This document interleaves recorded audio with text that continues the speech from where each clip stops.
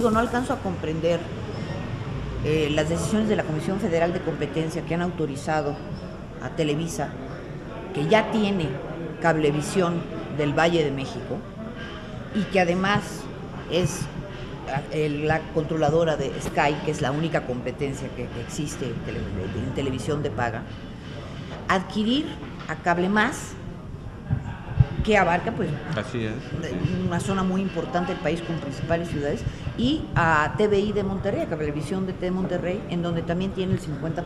O sea, ¿cómo es posible que una comisión que está precisamente creada para evitar las concentraciones económicas haya autorizado que precisamente se diera esa concentración en un mercado en donde no existe otro competidor? Le presenté a Luis un plan que contenía 6 puntos, que eran acciones que estaban dentro de lo que son las facultades del Ejecutivo y que desde mi opinión y la de mi equipo podían transformar la estructura de mercado del sector, abriendo a la competencia tanto el sector de la telefonía móvil, etcétera, donde precisamente hay problemas también porque Teléfonos de México de forma continua, ¿no?, comete todo tipo de arbitrariedades impidiendo que exista la competencia, pero pues precisamente su intención o su deseo de entrar a competir con Televisa pues era una zanahoria muy importante que se podía utilizar para negociar con ellos. También, por ejemplo, la necesidad inminente de que México tenga una infraestructura de transmisión de datos, y me refiero a acceso a internet de bandas anchísimas. Fíjate nada más, hoy estamos hablando de que cuando se está ofreciendo mucho, te están ofreciendo 5 megahercios para que puedas hacer transmisión de datos. Para ponerlo en perspectiva, ahora resulta que, por ejemplo, en Estados Unidos, cualquier oferta es de 50 megahercios por lo menos. ¿Cómo compites de 5 a 50, no? Entonces, si México, en Estados Unidos se pueden ofrecer 50 y muchos más, por la simple razón de que Estados Unidos tiene redes de comunicación que son carreteras de la información, que son de muchos carriles y van superpuestas unas sobre otras. Es decir, hay un exceso de fibra óptica y de transmisión, lo que permite que el precio de lo que es la banda ancha se haya caído en el mercado y que pues prácticamente todo mundo tenga en su casa banda ancha. Aquí en México es que es imposible. Si tienes suerte, estás en 256 kilohercios, es decir, una velocidad que Estados Unidos tenía hace 20 años, ¿no? O sea, estamos hablando de que México necesita una infraestructura que sea una infraestructura que compita con la de Telmex. Es una falacia, o sea, en realidad no podemos decir que se va a crear la infraestructura, las supercarreteras de información que México demanda, que compita con la de Telmex, que haga y presione a que Telmex haga sus inversiones para que esas redes funcionen a las velocidades que tiene Brasil, que tiene Argentina, que tiene Chile. Ya no nos comparemos con Estados Unidos, con la Comunidad Económica Europea, o con Asia, o con la India, o con China.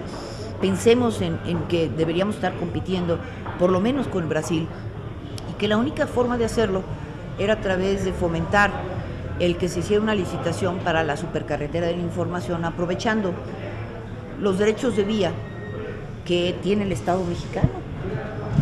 ¿Qué es una carretera normal, una autopista? Bueno, pues simplemente es una pieza asfaltada, ¿no?, un camino asfaltado de concreto que es concesionado al que haya participado dentro de una subasta y que a cambio de la construcción de la carretera tiene el derecho a cobrar un peaje. Pues es lo mismo con la fibra óptica. Se aportaría o se licitarían los derechos de vía para que se construyera la fibra óptica, y entonces que tiene la fibra óptica pueda cobrar un peaje por la transmisión, y así tendríamos redes robustas que permitieran efectivamente poner a México en el siglo XXI. Aparte, bueno, había la parte de la apertura a la subasta para nuevos canales de televisión digital. Había precisamente toda una estructura para lo que sería la política de satélites, ¿no?, y aterrizaje de señales de satélite en México. Es decir, era un plan integral que buscaba quebrar con la estructura monopólica, oligopólica del sector de las comunicaciones, con el fin de propiciar que hubieran mayores medios de audiovisuales que pudieran ser accesados y contenidos, y que hubiera, pues evidentemente, competencia en el sector. Eso es lo que no se quiso. Bueno, el plan fue de, cuando se lo presenté a Luis estuvo de acuerdo con el plan, o por lo menos así me lo comentó. Me dio luz verde para empezar a trabajar en que este plan se pudiera llevar a cabo, pero desafortunadamente cuando las cosas se iban arreglando, fue tanto como si no me creyera, como si él pensara de que yo estaba, que yo tenía algún sueño guajiro, y que bueno, pues... ¿O algún interés? No, un sueño guajiro, es imposible que logre o que se logre lo que ella está proponiendo, entonces pues déjenla actuar. Y cuando empezaron a encajar y embonar las piezas y empezó a ver que era posible, que era viable, pues lo que yo inmediatamente empecé a sentir es que había una intención de sabotear este plan. Y que pues esta intención se estaba dando obviamente por muchas partes y muchos intereses, pues que evidentemente estaban saboteando, estaban confluyendo.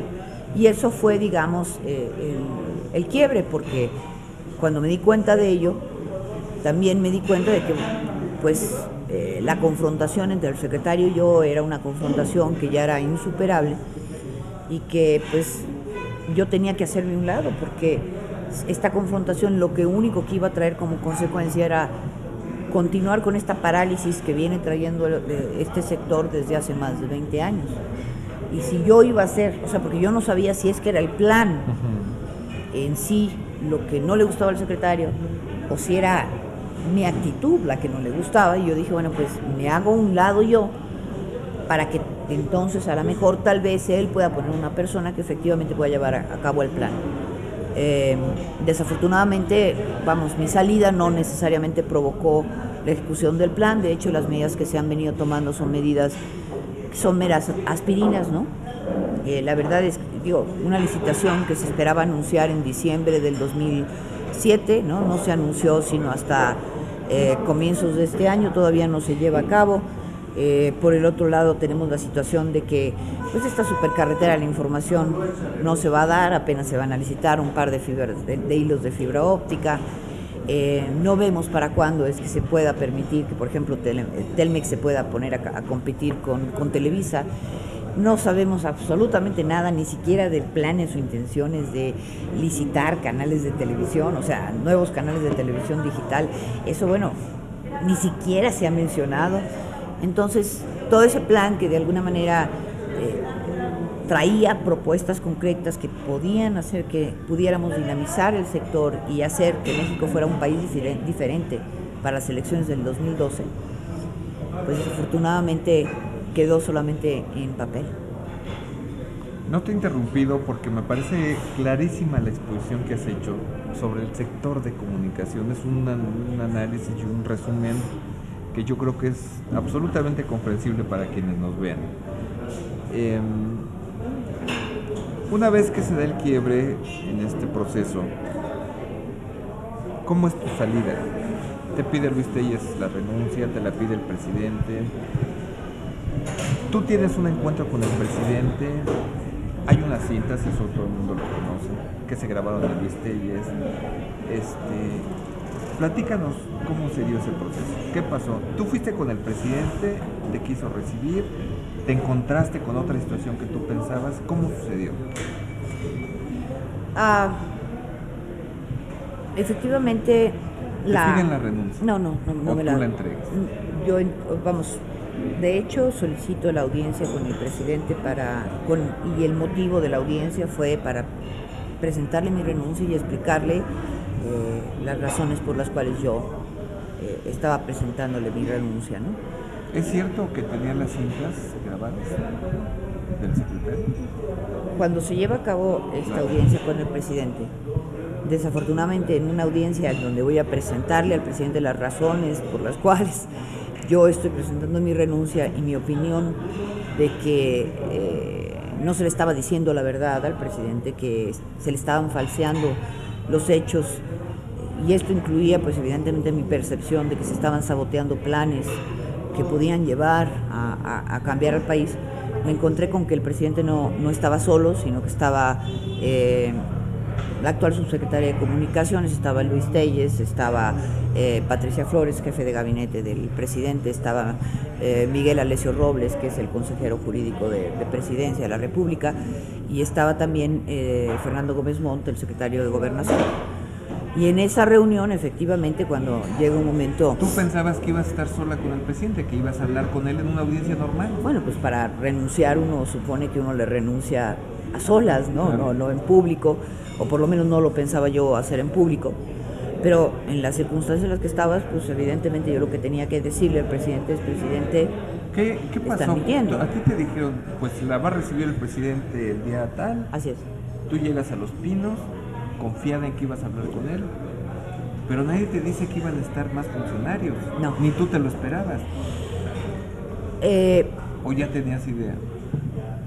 Aparentemente se había, se filtró de alguna manera el que yo iba a tener la audiencia con el presidente y Luis pidió estar presente. O sea, a mí me avisaron que Luis estaría presente. Yo dije, bueno, pues, yo no tengo ninguna objeción. Si es que Luis quiere estar presente durante la reunión, yo expondré las razones de mi renuncia Pero ya era incómodo. con él, pues sin duda. Pero pues de cualquier manera, esa era mi obligación. O sea, mi obligación primero era, si yo soy un obstáculo para que los planes puedan llevarse a cabo, tengo que hacerme a un lado. Y tengo que explicarle al presidente el por qué me estoy haciendo a un lado, esperando que, bueno, al decir, oye, estos planes están siendo saboteados, esto es lo que se puede conseguir, están saboteando, te están mintiendo, te están falseando la información, eso permitiera efectivamente tomar decisiones en términos de cómo llevarlo y ejecutarlo. Claro que la presencia de Luis no iba a ser nada agradable, pero yo dije, es el momento de la verdad, ¿no? O sea, como ciudadana, como persona leal al presidente y al país, o por sobre todo, yo tuve que tomar la decisión en relación a, con la presencia o en la presencia de Luis Telles, estar dispuesta a decir lo que tenía que decir, ¿no? Y eso, sin duda, esa decisión la tomé. Ahora, que cuando me entré a la reunión, no solamente estaba Luis Telles, sino estaba todas las demás, sí, sin duda fue una sorpresa. Como dicen los chavos, te sacaste de onda. Pues yo me preguntaría qué sentirían todos si de repente, cualquiera, si de repente va a presentar la renuncia se encuentra a medio gabinete presente, ¿no? Sí, bueno, ya estaban presentes, pero además imagínate la conversación antes de que entraras. No, porque de hecho en realidad la sorpresa me la llevó antes, porque estábamos esperando en la sala antes de entrar, cuando de repente veo llegar a todos, empiezo a llegar a ver uno tras otro, yo pensando, bueno, Tendrán audiencia. O sea, tendrán audiencia, etcétera, y de repente Miguel Alessio me dijo algo así como, venimos a la misma reunión. Y yo le dije, ¿ya cuál reunión vienes? No, o sea, realmente, o sea, ya entré ya sabiendo que iban